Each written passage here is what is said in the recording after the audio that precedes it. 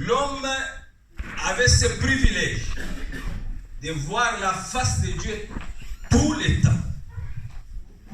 Adam et Ève, Dieu avait donné dans leur charge tout ce que Dieu avait créé.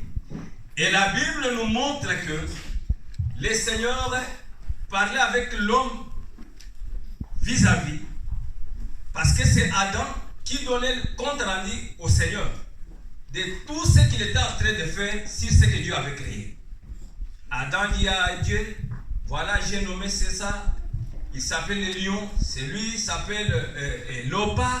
C'est Adam qui donnait les rapports au Seigneur. Ce n'est pas Dieu qui a donné le nom de lion, ce n'est pas Dieu qui a donné le nom de l'opa, ce n'est pas Dieu qui a donné le nom des fruits, donc nous voyons, mais c'est l'homme qui avait surnommé toutes ces choses. D'où Dieu parlait avec l'homme tous les jours. L'homme avait ce privilège de voir la face de Dieu tous les jours. Mais la Bible nous dit, Dieu avait interdit à l'homme de ne pas manger l'arbre qui était au milieu du jardin d'Éden. L'homme a désobéi. Lorsqu'il y a eu la désobéissance, la Bible nous dit, la présence de Dieu a quitté l'homme. La gloire qui était en train de couvrir l'homme lui a quitté à cause du péché. L'homme s'est vu que je suis devenu nu. Parce que quand il y avait la gloire de Dieu, l'homme n'avait pas cette idée-là, il y avait quelque chose qui l'empêchait de voir son état de nudité, parce que la gloire de Dieu le couvrait. Lorsqu'il a péché, la Bible nous dit, la gloire de Dieu a quitté l'homme. Et quand Dieu maintenant venait pour parler avec l'homme comme d'habitude, Dieu a dit, Adam, Ève, Adam, où es-tu? L'homme s'est caché parce qu'il ne pouvait plus voir la présence de Dieu.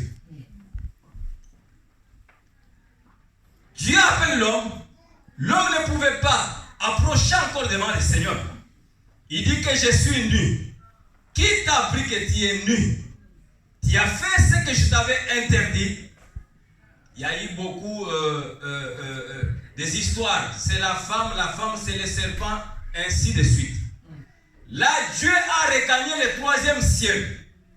Dieu devenait maintenant, pour les voir, ça devenait maintenant une histoire très difficile. C'est comme ça que, parce qu'en nous, Dieu a mis cette pensée-là, c'est inné dans l'homme, de chercher un être supérieur pour pouvoir parler avec lui, pour voir sa face. Si vous voyez quelqu'un qui vous dit que moi je ne prie pas, moi je ne prie nulle part, je ne fais quoi que ce soit, il est menteur. Si tu ne crois pas à Dieu, tu crois à quelque chose. Parce que c'est inné dans l'homme. Dieu nous a créés avec ces besoins-là, de rencontrer quelqu'un pour nous parler avec lui. Même dans nos ancêtres, nous voyons qu'ils croyaient à des choses. Ils croyaient à des choses. Il n'y a personne qui peut vivre sans avoir la croyance. Non. Parce que c'est inné dans l'homme. C'est inné dans l'homme. Amen. Amen. Amen. Amen. Alors, bien aimé, Dieu a regagné le troisième ciel. C'était difficile pour l'homme puisse voir la face de Dieu. Alors nous voyons que l'homme a commencé à chercher, à mettre toutes ces méthodologies de pouvoir atteindre Dieu. C'est ce que nous appelons la religion. C'est ce que nous appelons la religion. Les gens ont essayé beaucoup de moyens pour atteindre Dieu. Parce que comme je l'ai dit, cela était inné dans l'homme de chercher la face de Dieu. Il y a ceux-là qui vous disent, nous prions pieds nus, et croyant qu'en priant pieds nus, ils vont voir la face de Dieu. Il y a ceux-là qui vous disent, nous prions avec les habits noirs ou verts. Donc, toutes ces choses-là, les gens croient qu'en faisant cela, ils vont atteindre Dieu. Mais le Seigneur, lorsqu'il a vu tout ça, il a mis sa méthodologie à lui. Il a fait descendre l'échelle du ciel. C'est Jésus-Christ. Amen. Amen. C'est Jésus-Christ. Parce que la fossé était là. Personne ne pouvait aller encore dans la présence du Seigneur. Personne. Il a fallu que Dieu lui-même puisse créer les moyens qu'il puisse donner à l'homme pour pouvoir entrer dans sa présence. C'est Jésus-Christ. Il est le seul chemin. Le seul chemin, il n'y en a pas deux. J'ai demandé à ceux qui sont des musulmans tous les temps, ils vont aller au pro. Moi j'ai dit, mais tout ce que vous faites là, qu'est-ce que vous êtes en train de chercher dans tout ça? Donc on vous donne 5 minutes, vous avez les mêmes histoires que vous répétez tous les jours. Ça n'aboutira à rien. Amen. Alors bien aimé, les livres d'Exode 33, on peut nous faire la lecture 1 jusqu'à 17.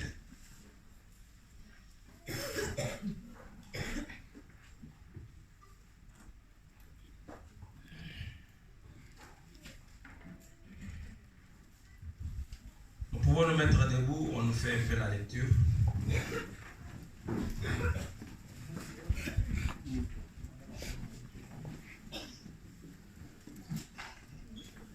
Exode chapitre 33, je dirai à partir du premier verset. L'Éternel dit à Moïse, va par d'ici, toi et le peuple que tu as fait sortir du pays d'Égypte. Monte vers les pays que j'ai juré de donner à Abraham, à Isaac et à Jacob, en disant, je les donnerai à ta postérité.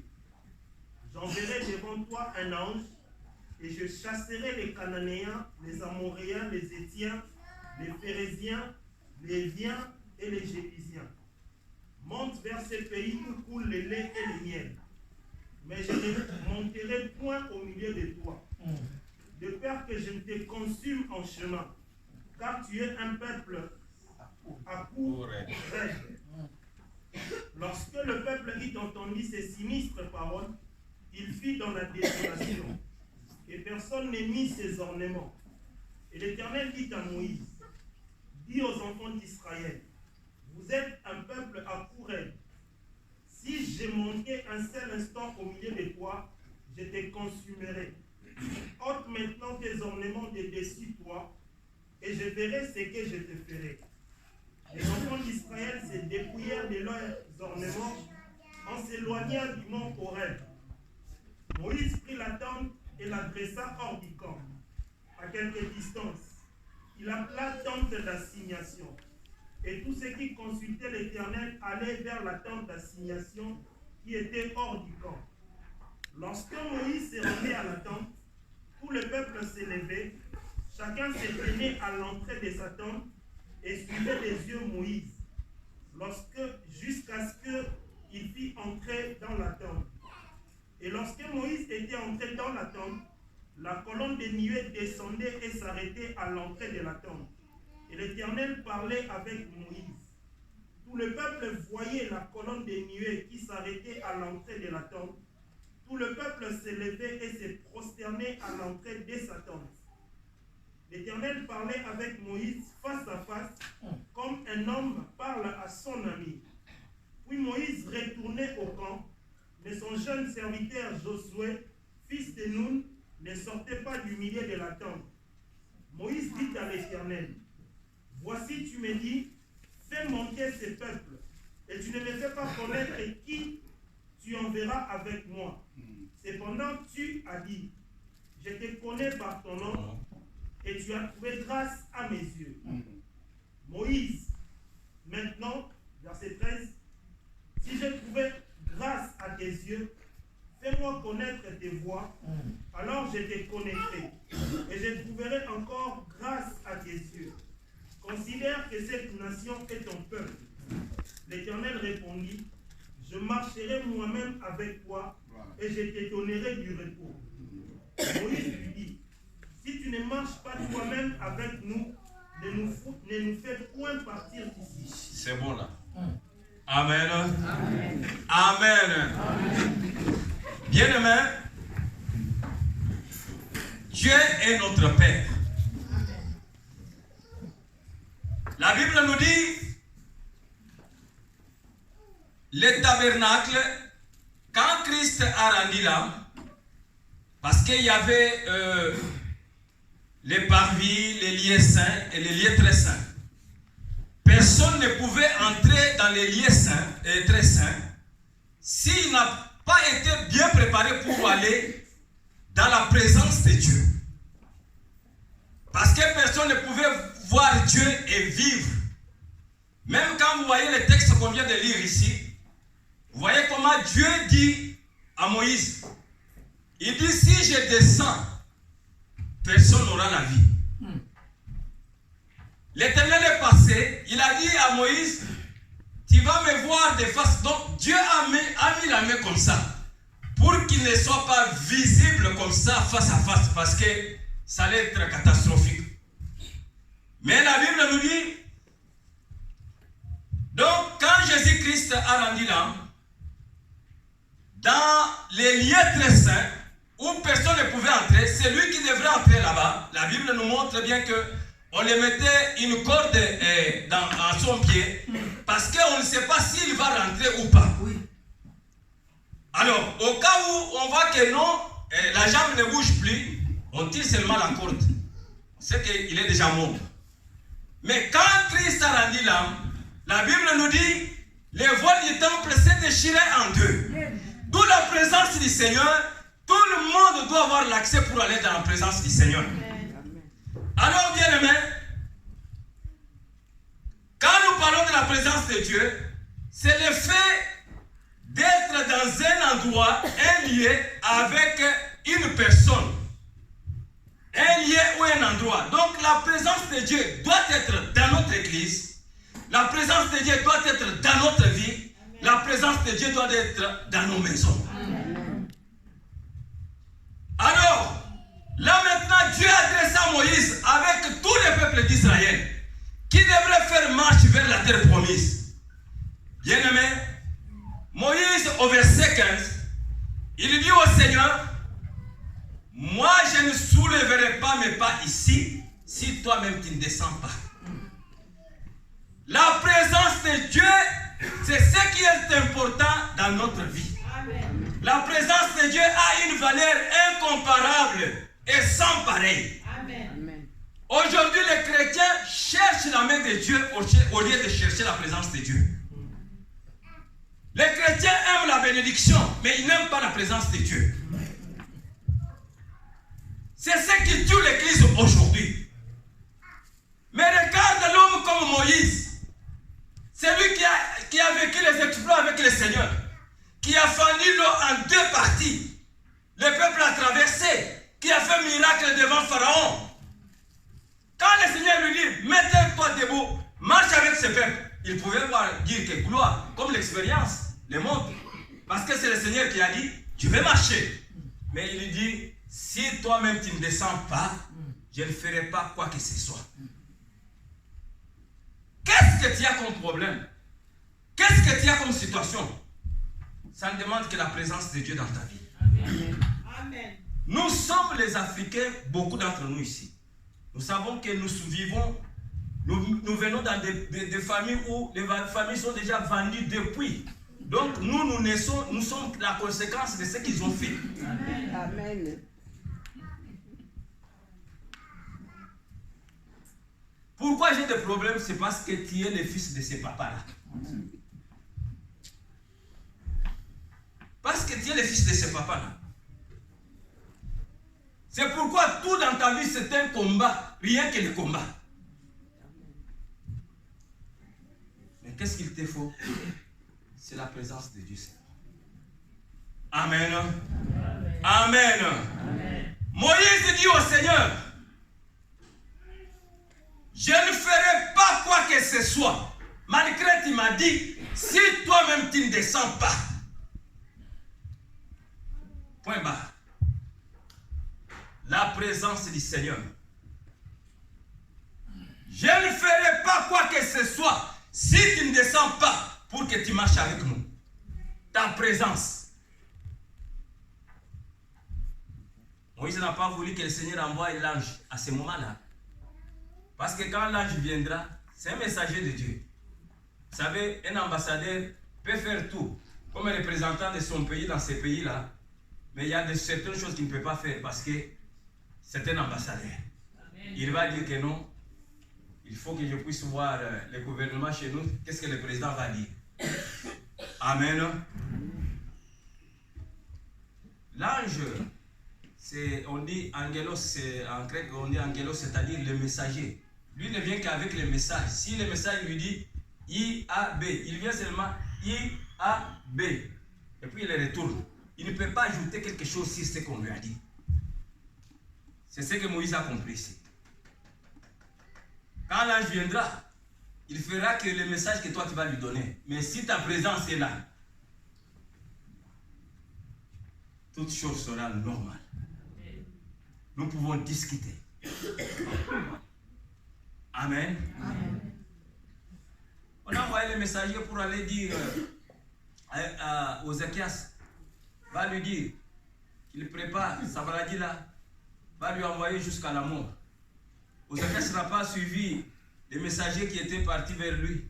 Lui, il est allé maintenant devant celui qui avait envoyé le message. Il dit, souviens-toi. Hein? On prend le messager, retourne, va lui dire, il ne va plus mourir. Ça, c'est quelqu'un qui entre dans la présence de Dieu. Alors, bien-aimés, la présence de Dieu a une valeur incomparable, comme je dis. Quand on parle de la présence de Dieu, on parle de sa personne. On ne peut pas parler de la présence de Dieu sans parler de sa personne. C'est indissociable. La présence de Dieu, c'est sa personne. Je te dis que cela est possible pour toi. Pourquoi nous parlons de la présence de Dieu? Bien-aimé, dans le psaume 27, verset 4, écoute ce que David dit. On peut nous lire.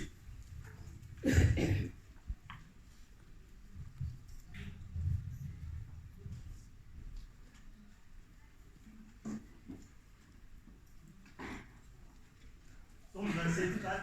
Ouais. Je demande à l'Éternel une chose, que je désire ardemment. Je voudrais habiter toute ma vie dans la maison de l'Éternel pour contempler la magnificence de l'Éternel et pour admirer son temple. Amen. Amen. Il demande à l'Éternel combien de choses? Moi, j'ai compris comme si c'est 3.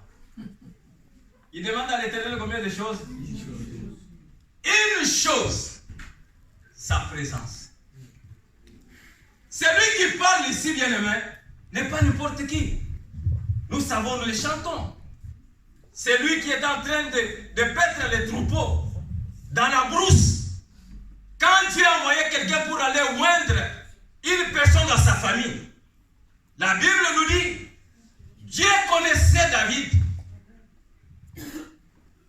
Samuel a tenté tous les enfants de cet homme Isaïe. Dieu lui a dit, ne regarde pas l'apparence. Ce n'est pas eux. Et quand on est parti prendre David, quand David est venu, le Seigneur a dit, certainement c'est celui-là qui est le roi d'Israël. David a reçu l'onction. David a reçu deuxième onction. Mais cet homme qu'on chantait, David a tué ses 10 000. Saoul a tué 6 000. Qu'on chantait par les femmes, a créé la jalousie dans le cœur de Saoul. Au lieu qu'il puisse dire que je désire une chose, être roi sur le trône. Mais lui dit autre chose ici. Je désire une chose dans ma vie, être dans la présence du Seigneur.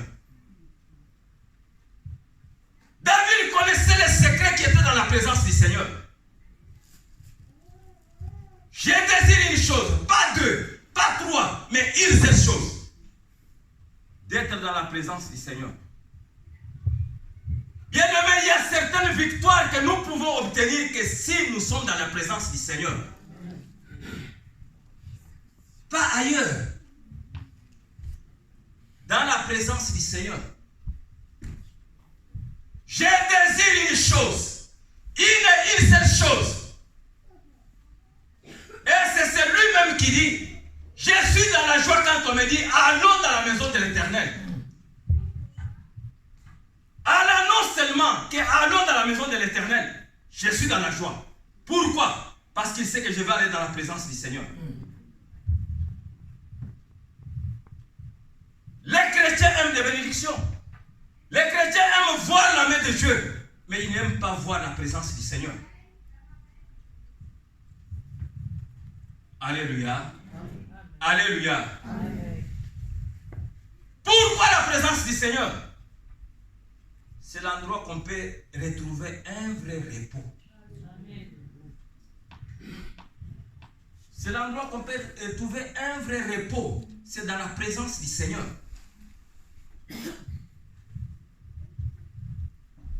Les gens disent que Jonas a été avalé par les poissons. Mais lisez bien la parole de Dieu, vous allez comprendre pourquoi les poissons a vomi Jonas. C'est quand Jonas a commencé à faire la prière, il a dit, Seigneur, je sais que demain, je serai dans ton Saint-Temple avec les autres. C'est à ce moment-là que les poissons ont compris que non, là je ne peux plus contenir cet homme. Il est parti et vomir la présence du Seigneur. Amen. Amen. Amen. La présence du Seigneur. La présence de Dieu rend réel Dieu dans nos vies. Dans nos vies, dans nos maisons. Je dis bien 3 places. Dans nos vies, dans nos maisons, dans notre église. Il faut qu'il y ait la présence du Seigneur. Et cela est possible. Parce que Dieu nous en parle. Amen. Oh bien-aimé, il y a des victoires qu'on ne peut venir, qu'on ne peut trouver que dans sa présence. Il y a des révélations dans la présence du Seigneur. Il y a des révélations dans la présence du Seigneur. Jésus aimait aller dans la présence de son Père. C'est à défaut, vous voyez, il se croise avec un cas de maladie comme ça dans la journée. Il dit tout simplement, il dit, Père, je te bénis parce que tu m'as déjà exaucé. Pour moi, tu m'as déjà exaucé, mais pour eux, les gens qui ne savent pas comment aller dans ta présence, il faut qu'ils puissent comprendre que moi, je viens dans ta présence pour prendre les choses que je suis en train de faire maintenant.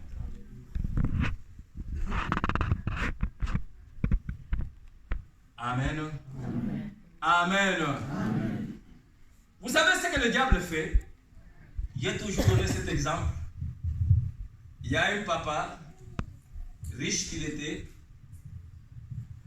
avec des travailleurs. Il a dit à tout le monde dans son cours, il dit, tel que vous êtes là, si quelqu'un ne veut pas que je puisse avoir des problèmes avec lui, vous devez bien conserver mes canards et mes canetons. Alors, un jour, son fils, il était en train de jouer, il a piétiné le caneton, le caneton est mort, et le fils a regardé gauche à droite, il n'y a que le travailleur, le beau, qui avait vu. Il a pris ça, il a jeté. Mais son père, là où il était au balcon, il a vu ce que son fils a fait. Alors les travailleurs, pour lui, ils commençaient à maltraiter les fils, les ayants droit dans cette maison-là. Si on lui donne les assiettes pour laver, il appelle les fils là et dit, toi, tu prends ces assiettes-là, tu les fais à ma place. Il veut dire, toi tu veux m'importuner, toi. Il dit, hé, calme-toi. Quand c'est ça, c'est calme-toi. Donc, il va aller dire à mon père, l'enfant n'avait plus la force. Il prend les assiettes. Et son père regardait, c'est que le travailleur était en train de maltraiter son fils. Mais il ne pouvait rien dire. Chaque fois. Un jour, le fils s'est dit, non, trop c'est trop. Pour que ce problème puisse cesser, je dois aller dans la présence de mon père pour lui dire ce que j'avais fait. Alléluia. Amen. Il est parti vers son père, il a dit, papa, je suis venu devant toi. Je sais qu'un jour j'ai joué, j'avais pétiné le caneton était mort et tout ça. Son père dit, je le savais, j'avais vu. Et tout ce qu'on te fait comme souffrance, j'ai vu ça. Comme tu es venu toi-même me dire, je te pardonne. Alors le lendemain, le travailleur est venu. Il croyait que les choses allaient marcher comme d'habitude. Il dit, toi, allez prendre les assiettes. Il dit, toi, tu veux m'importuner? Et il lui dit, calme-toi. Il dit, papa connaît déjà. J'étais dans sa présence. Alléluia. Amen. Alléluia. Amen. Et la force du travailleur était partie. Pourquoi? Parce que l'enfant était parti dans la présence de son père. Peut-être c'est ton cas. Le diable est en train de te cribler, de te piétiner. Vous savez, peut-être la nuit tu dors, on t'étouffe et tout ça. Tu changes même la place. Tu prends la place de l'autre personne. Bien aimé, ce n'est pas la solution. La solution, c'est la présence du Seigneur. Amen. Dans ta vie. Lorsqu'ils viendront, ils vont voir que non, il y a une présence. La présence de celui qui t'a créé est dans ta vie. Et quand David dit ces choses, il dit, je désire une chose. David a connu le problème. Ses propres fils qu'il a mis au monde, ils ont voulu en découdre avec lui. Bien aimé, une telle situation. Si nous lisons le psaume 51, nous allons voir ce que David dit. Quand il prie pour ses péchés, il dit au Seigneur, ne me jette pas loin de ta face. Ésaïe 51, verset 13, il le dit. Ne me retire pas ton Esprit Saint. Donc David voyait que si je ne suis pas dans la présence du Seigneur, comme les Lingala disent, il y a qui n'a eu. Ok. Amen. Amen. Amen. Ne me jette pas loin de ta face. S'il y a quelque chose qu'il faut désirer dans ta vie, s'il y a quelque chose que nous pouvons désirer dans notre église, parce que si la présence du Seigneur est là, la gloire de Dieu habite cette église, bien aimé, même s'il y a les cas de maladie qui viennent là, même si on n'a pas prié, même si on n'a pas prié, même si on n'a pas prié, parce que sa présence est là. Il y a les chrétiens qui ont l'habitude de dire que les pasteurs puissent aller consulter Dieu à leur place. Non, l'accès est libre pour toi et pour moi. L'accès est libre pour entrer dans la présence du Seigneur. Seigneur, si tu ne descends pas toi-même, nous n'allons pas faire quoi que ce soit, soulever nos pieds ici pour partir. Il faut que tu viennes. La présence du Seigneur. La présence du Seigneur. La bénédiction n'est pas la présence du Seigneur. La bénédiction n'est pas la présence du Seigneur. Bien-aimé, Dieu c'est un psychologue. Il sait comment il fait les choses pour gagner quelqu'un. Vous pouvez voir, nous sommes là. Quelqu'un qui vient seulement aujourd'hui, il n'a pas bien connu le Seigneur. Il arrive là. Dieu les touche dans un domaine où il donne des témoignages. Vous commencez à pleurer. Mais toi qui es là, ça fait 3 ans, 4 ans, 5 ans. Tu n'as même pas les papiers depuis qu'on a prié pour toi. Le pasteur a gêné pour toi. Mais lui est venu avec son problème les mêmes jours. Il dit, Seigneur, moi je vais avoir des papiers comme je suis venu là aujourd'hui. Demain, il vient, il commence à témoigner. Voilà, quand j'étais venu là, quand le pasteur parlait là, donc j'ai dit au Seigneur qu'il me donne les papiers. Je suis allé comme ça, on m'a donné. Mais toi, tu es là, mais moi, ça fait 5 ans que j'ai pris. Je ne trouve pas les papiers. Mais lui, c'est un psychologue. Le grand psychologue, c'est Dieu. Il sait. Lorsqu'il va amener un magicien pour qu'il puisse commencer à prier, Dieu ne peut même pas donc utiliser ni qui que ce soit. Il sait les méthodologies qu'il peut utiliser parce qu'il connaît les points faibles de chacun de nous. Amen. Il connaît les points faibles de chacun de nous. Un magicien depuis 20 ans qui fait des histoires terribles, qui a fait tomber des gens et tout. Donc vous croyez que pour qu'il vienne donner sa vie à Jésus-Christ, ça demande la méthodologie des hommes? Jamais. Jamais. La preuve en est que Paul, quand on l'appelait Saoul, un orgueilleux, même les disciples même de Jésus-Christ, quand ils entendaient seulement que c'est les jeunes là, Saoul, qui viennent, Même s'il était en train de prêcher comme je prêche, il ferme la Bible. Il prend la fuite. Il a fallu que si les chemins que Jésus-Christ les croise, il est devenu aveugle. Il dit, les gens qui étaient tout autour de moi, ils ne voyaient pas ça. Amen. Amen. Même Pierre lui-même, je crois que pour lui, il voyait que Saoul, il va aller en enfer. Il n'y a que Jésus qui pouvait faire cela. Amen. Amen. Il y a certains sorciers à l'église, ils viennent comme ça fait 10 ans, 15 ans. Vous avez prêché, faire tout. Vous ne savez même pas qu'il est dans la sorcellerie. Mais les jours où le Seigneur les touche, il vient comme ça, pasteur, aujourd'hui je vais témoigner. Qu'est-ce qu'il veut témoigner? Le Seigneur m'a dit que si je ne témoigne pas, je vais mourir.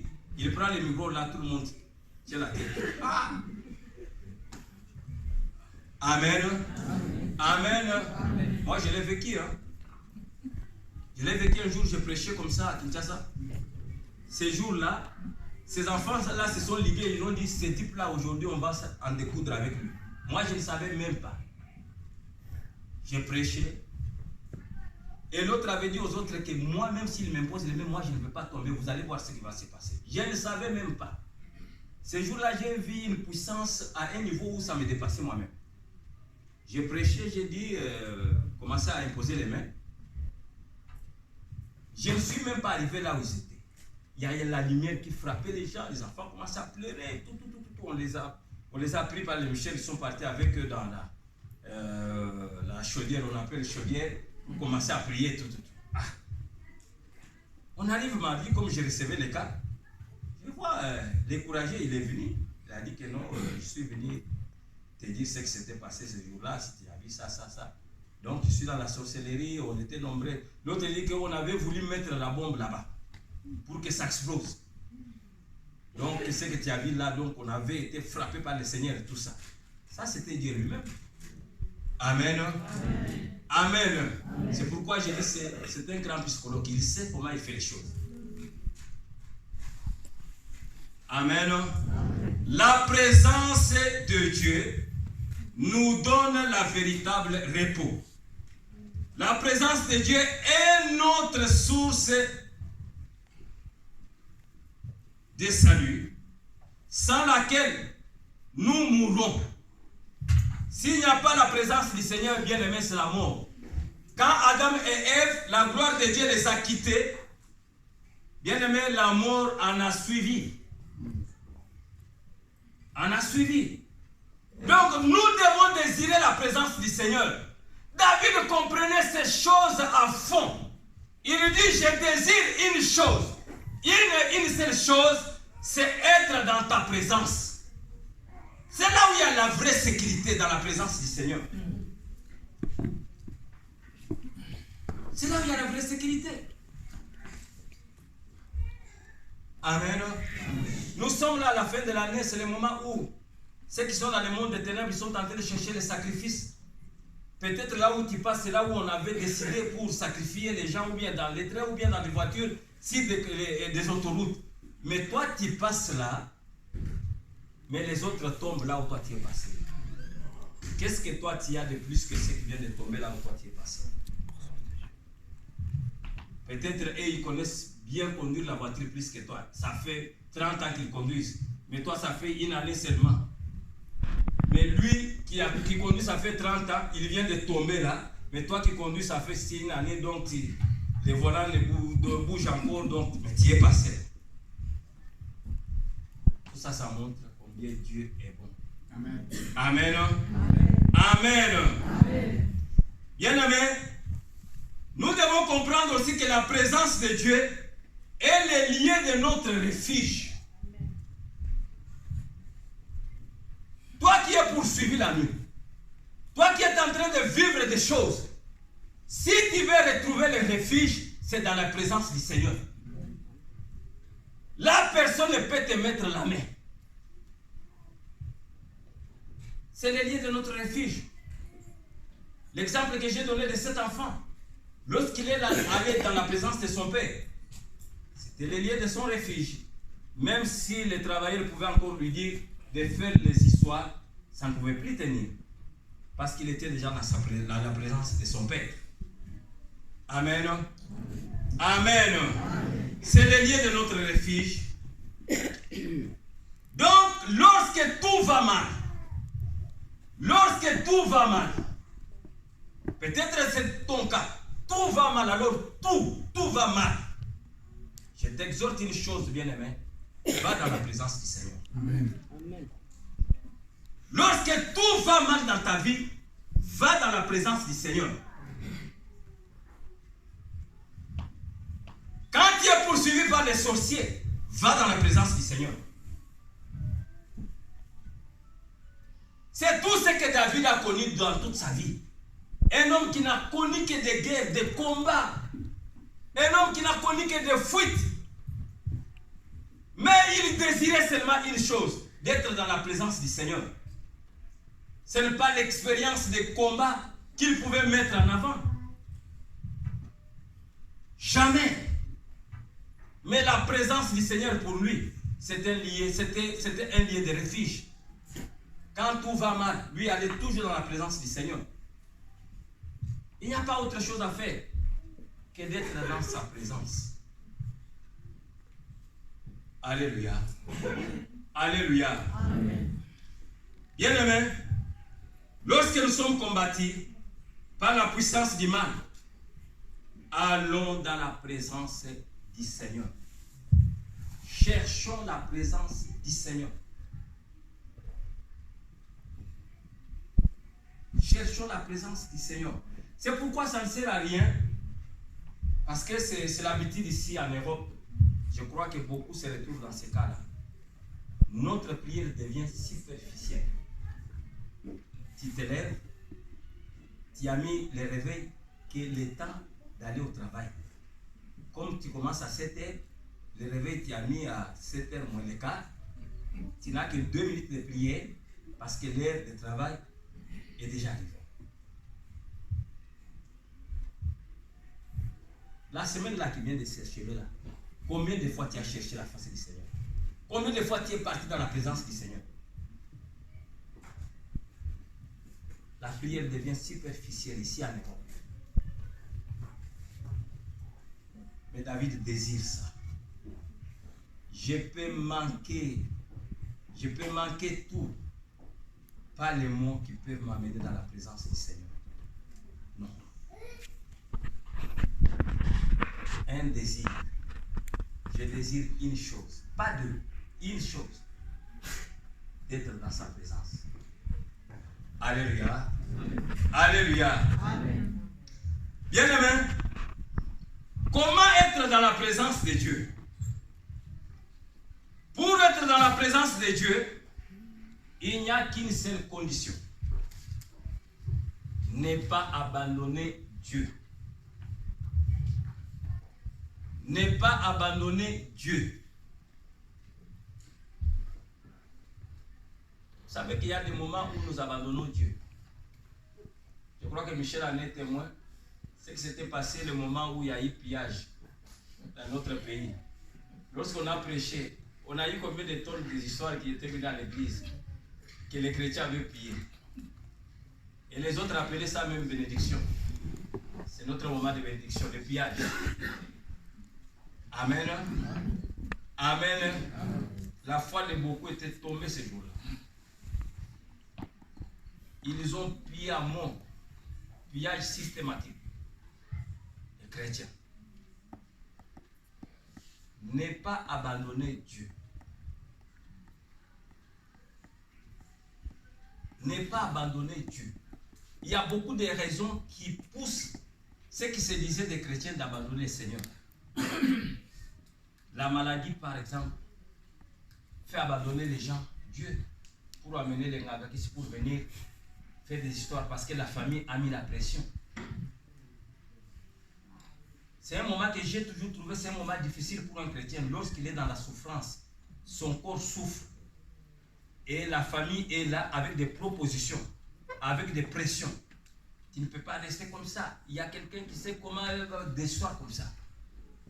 C'est un moment difficile. Que beaucoup abandonnent Dieu. Que Job n'a pas abandonné Dieu. Amen. Amen. Amen. Peut-être tu cherches l'enfant ne vient pas. Il y a des solutions dans la famille qui n'ont rien à voir avec la solution de Dieu. Les gens se laissent faire. Peut-être ils cherchent le mariage n'arrive pas. J'ai vu une sœur, sa famille lui a dit, toi tu crois que si tu arrives à avoir l'enfant, nous on va te juger, on ne va pas te juger. Parce qu'elle attend de se marier, ça n'arrive pas. Alléluia. Une condition. Ne pas abandonner Dieu. Si tu n'abandonnes pas Dieu, Dieu ne t'abandonnera aussi jamais. Mais si tu abandonnes Dieu, Dieu aussi va t'abandonner. C'est la condition pour être dans la présence de Dieu. Ne pas abandonner Dieu. David pouvait abandonner Dieu quand ses propres fils se sont retournés contre lui. Mais il a compris que c'est le moment encore d'aller chercher la présence du Seigneur. D'être dans la présence du Seigneur.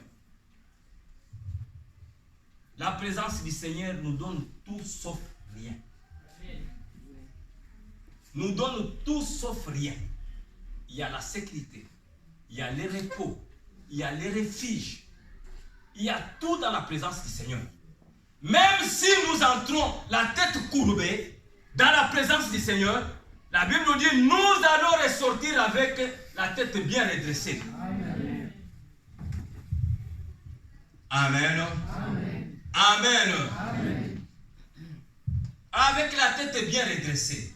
Il y a des révélations dans la présence du Seigneur. Peut-être ce qui se passe dans ta vie, tu ne comprends pas. Il est mon ami la journée. Peut-être la nuit, c'est lui, mon ennemi. Il est ma mère la journée parce qu'il m'a mis au monde. Peut-être la nuit, c'est elle qui est en train de me détruire. Comment je peux avoir des révélations pour comprendre ce qui se passe dans ma vie quand je ne pars pas dans la présence du Seigneur? C'est le sentiment humain qui va primer. C'est le sentiment humain qui va primer. J'ai déjà donné le témoignage, je crois, ici d'un homme qui était ici en Europe pendant plusieurs années. Il a investi beaucoup de choses pour sa famille. Beaucoup, alors beaucoup. À un moment donné, sa vie ne marchait plus ici en Europe. Tout était blocage sur blocage. Il s'est dit, je dois rentrer au pays pour voir tout ce que j'ai fait comme investissement, si je peux me retrouver. Les dettes jusque-là. Il arrive au pays, il trouve que tout ce qu'il avait fait, donc dans la famille, toutes les filles avaient mis au monde dans la parcelle. C'est ça, 2 enfants sans mari, 3 enfants sans mari. Histoire impossible. Même pour manger, donc ils allaient au coin là, vous connaissez les pions de concret là, au coin là. La maman allait prendre même d'être un pion de là, les malais, voilà, comme vous l'appelez. Le Messie a regardé ce qu'il a laissé ici comme vie. Ce qu'il a trouvé là-bas comme vie, il a dit, ça c'est la mort, mais je suis en vie, mais je suis déjà mort. Toute la famille est morte. Il a eu mal dans son cœur. Alors, lorsqu'il a commencé à parler, à crier, à parler, il y avait l'un de ses neveux qui priait, qui connaissait les enseignements sur la délivrance et tout ça. Il lui a dit, oncle, la façon dont tu es en train de pleurer, la situation qui se passe dans ta vie, nous devons aller à l'église, chez les pasteurs. Tu vas voir la solution. Ils sont partis. Il a trouvé le pasteur. Je crois que je le connais, beaucoup aussi le connaissent, pasteur Kondo Kondo, parce que c'est quelqu'un que j'ai travaillé beaucoup avec lui. Alors, il arrive, il a commencé à dire au pasteur, il dit, neveu m'a pris, il m'a dit que non, nous devons aller, moi je ne sais pas, tu es féticheur ou qui par rapport à la situation que je suis en train de vivre. Je suis venu pour la solution. Le pasteur, le Seigneur lui a inspiré, il a dit, est-ce qu'il y a moyen de prendre toute ta famille et les amener ici? Il dit, ces gens-là dépendent de moi. Comme je suis venu là, ils croient que j'ai encore des choses pour leur donner. Ils dépendent de moi, je vais les prendre tous, je vais venir avec eux ici. Il a loué un minibus. Il les a pris tous, les oncles et tout ça. Allez, et sa propre mère, allons-y. Ils sont partis jusqu'à l'église, le pasteur était dans son bureau. Le pasteur a commencé à recevoir un à un. Nièce, est-ce que tu connais la situation qui se passe dans la vie de votre frère ou pas? Oh, je ne connais pas. Sors. Un à un. Un à un, un à un. Sa propre mère, il a demandé à sa mère, ton fils peut mourir. Voilà ce qui se passe. Mais le Seigneur a une solution. Si tu avoues que tu connais ce qui se passe dans sa vie, donc Dieu peut intervenir. La maman a dit, ah, papa, c'est mon propre fils. J'ai mal au cœur pour sa vie. Je ne peux pas lui faire du mal. Je ne connais rien. Je dis, bon, maman, sors. Arrivé à l'oncle, le pasteur a regardé l'oncle, il a dit non, je vois que le problème est là-bas. Il a changé le bureau. Il a pris l'oncle, ils sont allés dans d'autres bureaux ou éloignés avec les gens. Il a demandé à l'oncle, il dit, est-ce que tu connais ce qui se passe dans la vie de ton neveu ou pas? Il a commencé à parler, tu peux me prendre pour qui? Vous le passez, vous êtes là-bas. Il a injurié le pasteur était là, calme. Lorsqu'il a fini de parler, le pasteur a reposé encore. Le Saint-Esprit a dit, repose-lui la même question. Il dit, je te demande, tu connais ce qui se passe dans la vie de ton neveu ou pas? Le monsieur commence à sourire, il dit, la façon dont j'étais injurié, je croyais que ça allait barder et moi je sors dans la colère, toi aussi tu restes dans la colère, mais là je suis obligé de t'avouer que cet imbécile-là qui est dehors, avant de partir en Europe, je lui avais dit, quand tu pars en Europe là, dès que tu arrives, tout ce que tu vas trouver, la première personne à aider c'est moi. Que ce soit les vélos, ça soit quoi? Moi. Pas ni tes soeurs, ni ta mère, ni qui que ce soit. Il avait accepté. Il arrive là, il commence à envoyer des histoires à ses soeurs et à sa famille. Je les ai tous bloqués. Toutes ces filles-là qui mettent au monde là, c'est moi. Donc je lui ai bloqué. C'est un imbécile celui-là. Le pasteur a appelé le monsieur. Il a dit, ce qui se passe dans ta famille, c'est toi qui es à la base. Tu as conclu l'alliance avec ton oncle avant de partir en Europe. Il dit, ah, moi je suis allé lui dire au revoir. Comme l'habitude, donc chacun peut dire, quand tu parles là, il faut penser à moi tout ça. J'ai dit, oui oncle, je l'ai fait, mais ce n'était pas dans ce sens-là. Il dit, mais c'est ça. C'est ça la situation. Alléluia. Amen. Alléluia. Amen. Donc c'est pour cela que je te dis, il est ton père peut-être la journée, mais tu ne sais pas ce qu'il représente la nuit. Amen. Mais pour s'échapper à cela, il faut aller dans la présence du Seigneur. Amen.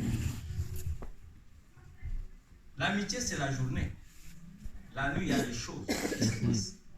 Tu ne sais pas qui est qui. Amen. Même à l'église, ensemble comme ça. Amen. Celui qui est à côté de toi, tu ne le connais même pas. Tu ne le connais pas. Tu le vois, il est habillé, mais tu ne le connais pas. Il n'y a que Dieu. Et Dieu sait. À condition que tu puisses aller dans sa présence. Amen. Amen. C'est l'endroit de notre refuge. C'est l'endroit de notre refuge. Amen. Amen. Je désire une chose. Une seule chose. Dieu est avec nous. Dieu est au-dessus de nous, mais Dieu est autour de nous. Amen. Donc je suis en train de dire à quelqu'un, quand nous prions, ne crois pas que Dieu est tellement loin de nous que nous le pensons. Dieu est autour de nous. Quand tu parles avec Dieu, il faut avoir l'assurance que tu parles avec ton Père. Il t'écoute et il va te parler. Amen. Dieu n'est pas loin de nous. Depuis que le voile du temple s'est déchiré, tu as le droit accès pour aller dans la présence du Seigneur. Il n'est pas loin de nous. Il est tout autour de nous. Bien qu'il est au-dessus de nous, il est tout autour de nous. Amen. Amen. Amen. Nous allons entrer dans la présence du Seigneur par le moment d'adoration. Bien-aimé, sois libre. Dieu est ton Père. Je le répète. Il est notre Père. Parle. Désire sa présence. désire d'entrer dans sa présence. Et que cela ne se limite pas seulement ici à l'église. Ça doit nous suivre jusque dans nos maisons. Nous allons nous mettre debout. Que les chants vraiment puissent nous remballer dans ces moments.